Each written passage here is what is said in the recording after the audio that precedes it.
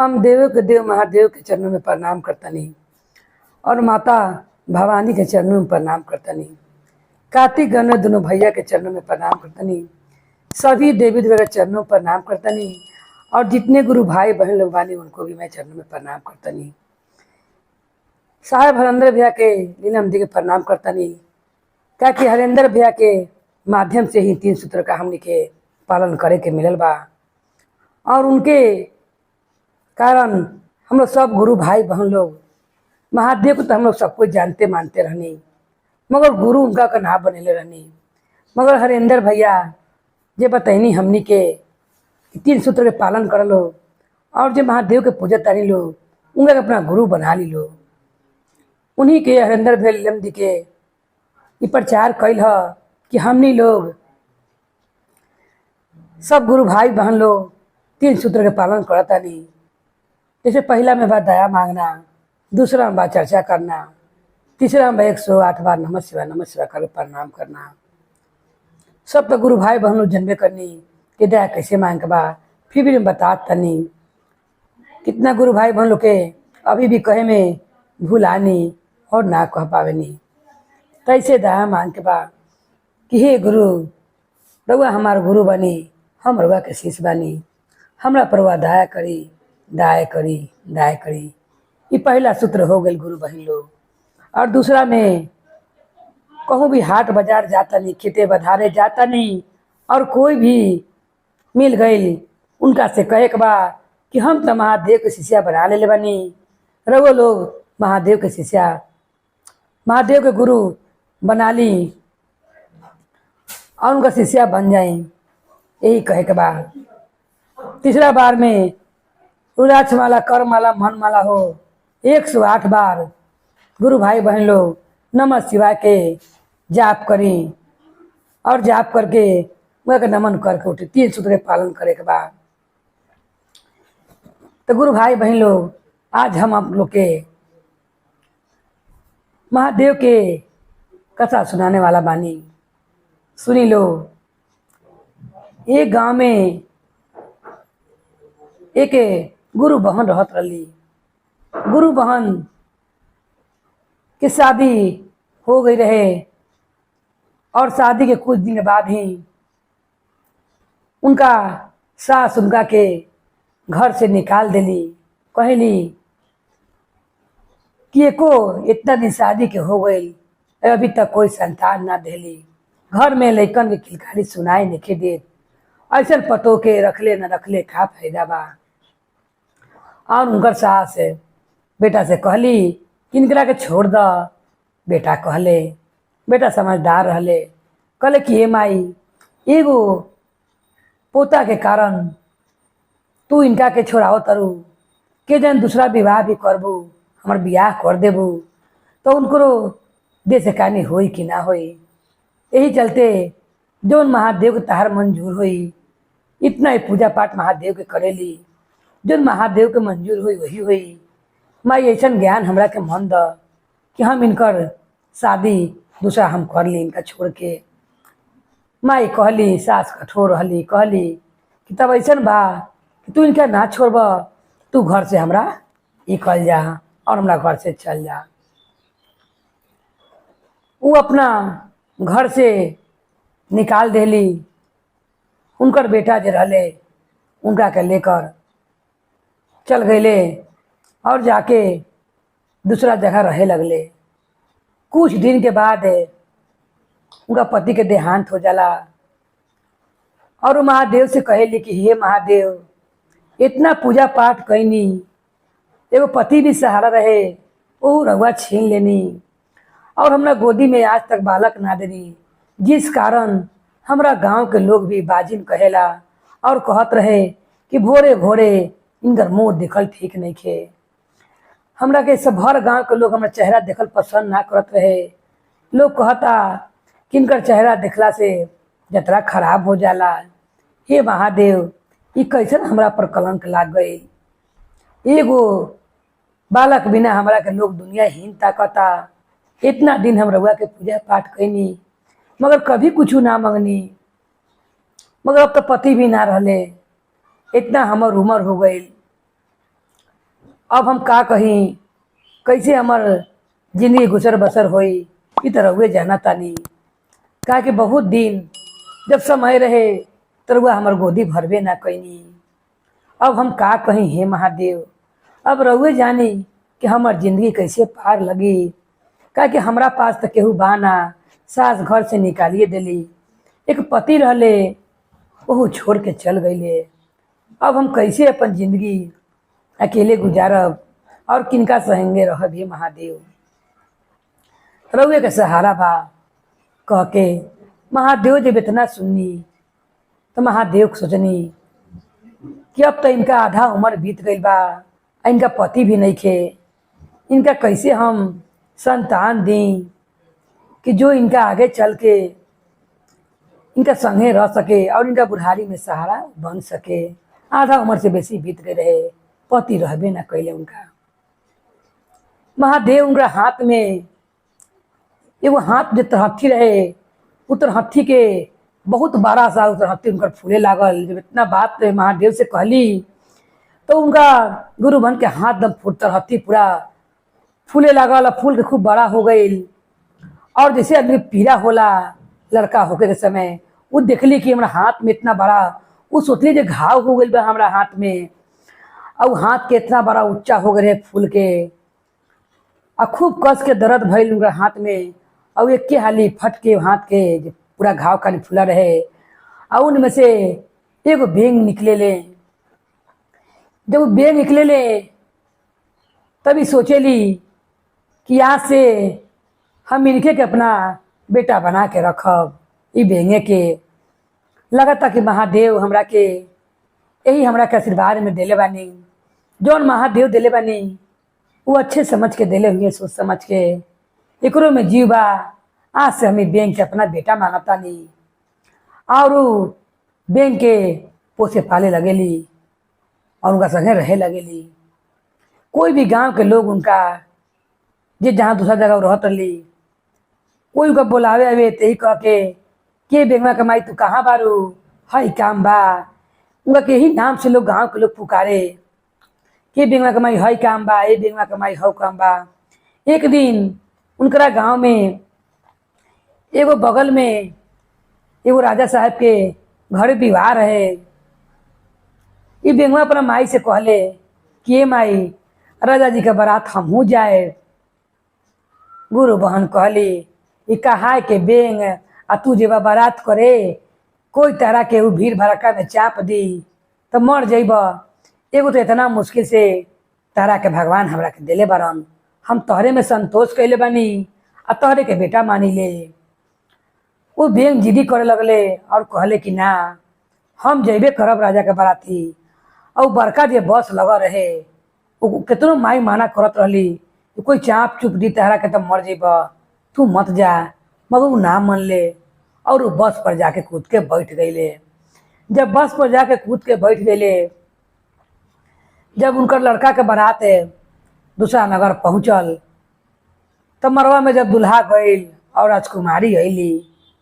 जब दुल्हा गईले राजकुमारी अली तो बेंगवा का कहिले कि मरवा के ऊपर जो छावना रहेला वही पर जाके बैठ गईले।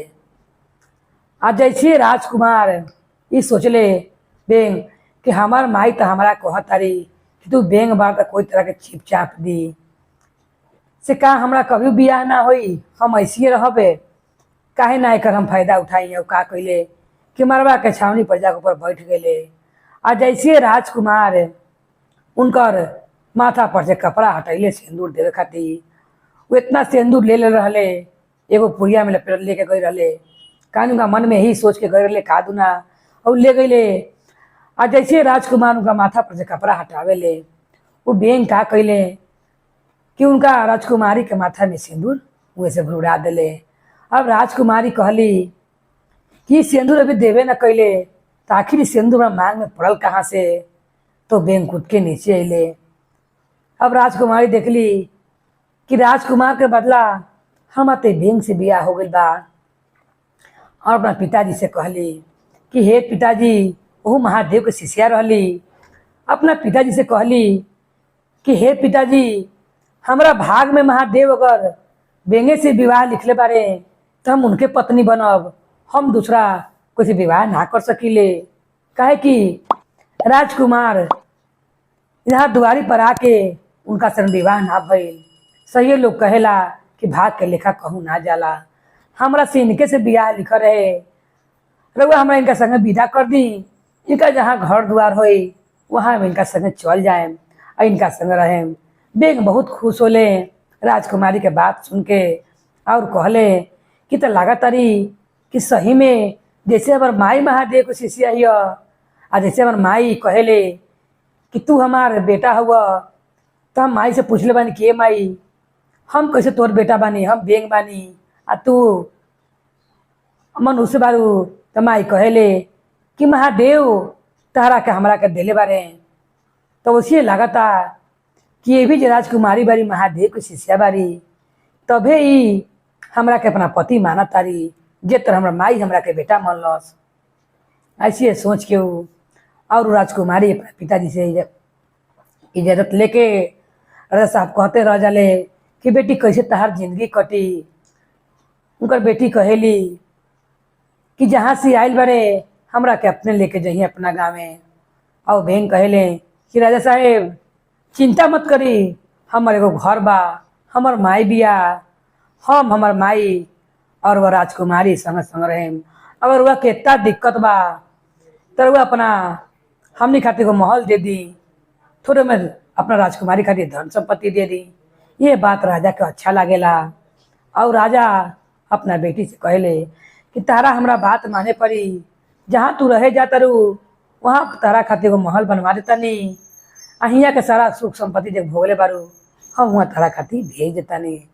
अगर ये बात पर तैयार बारू तो हम तार बात माने खातिर तैयार बानी। राजकुमारी कहेली कि ठीक बा, हम पहले इनका घरे जाता नहीं, तब वह बाद में वह महल बनवाए। आज इतना चीज के हमरा काम हुई वह हमरा के विदा कर दे। बैंक कनिया लेके जैसी आवेले गांव के लोग कहे लगेले, बरोती में कनिया बैंक दोनों बैठा रहेले। सब लोग कहे लगेले ए बेंगवा कमाई, ए बेंगवा कमाई, देखो तार बेंगवा तो बियाह करके आवता हो। तब वो कहेली कि वो तो गइल राजा के बाराती, वो कैसे बियाह करके आई, राजा के बेटा न बियाह करके आइए। लोग कहला कि राजा के बेटा तो ही घूम के आ गईले, कह के उनकर बियाह राजकुमारी संगे ना होला, आ तार बेंग में बियाह करके आवत राजकुमारी से। ये बात जब वो सुनेली तब घर में से निकल के जाली देखे, उनका विश्वास ना होला। तो का देखेली कि मारुति में से राजकुमारी और बेंग दोनों निकलत रहे और कहले कि हम आई, हम इनका से विवाह कर ले बानी, ई तार बहू है। माई कहेली ये सब कैसे कैसे होई हमरा के बताव। सारा बात राजकुमारी बतावेली कि जैसे राजकुमार हमरा के सिंदूर देवे जात रही, मांग पर से कपड़ा हट गए रहे, तैसे ऊपर से ही मारो के ऊपर से सिंदूर ले गए रहनी, हमरा मांग में भुरभुरा देनी।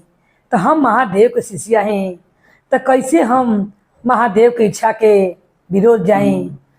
वो हमारे जो भाग में लिखले बारे वही हम मंजूर कैले बानी। सासे सुन के अपना संगे उनका के ले जाली, परचेली परच उरच के उनका के अपना घर में ले जाली। आओ कहले कि हे महादेव, बेटा के संगे संगे बहुओ दे देनी, और वह तो बहुत कृपा कैनी। हम एगो सहारा खाली तरसत रहनी कि हमरा बुढ़ारी में के देखी के हमरा लगे रही, मगर वह तो बड़ा दयालु है, दया से झोली भर देनी और वह हमरा के बहू भी दे देनी। मगर हे महादेव ये बताई ये कैसे हमर पोता पोती होई, ये कहूँ बेंग बारे और कहूँ राजकुमारी बारी, कुछ ऐसा चमत्कार करी हे महादेव कि येहू अब रहुए जानी जे का चमत्कार करें कि हमरा पोता पोती हमारा आंगन में खेले लगी और भर घर हमरा लोग बाग हो जाई। अब महादेव के कृपा से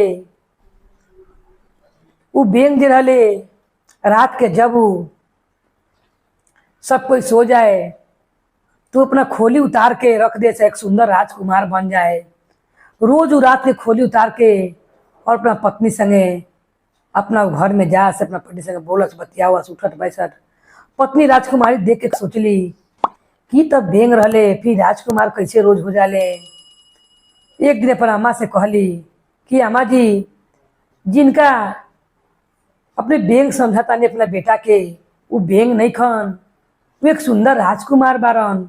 वो बेंग के खाली ऊपर से मुखौटा पहनले बारन, खोली पहनले बारन।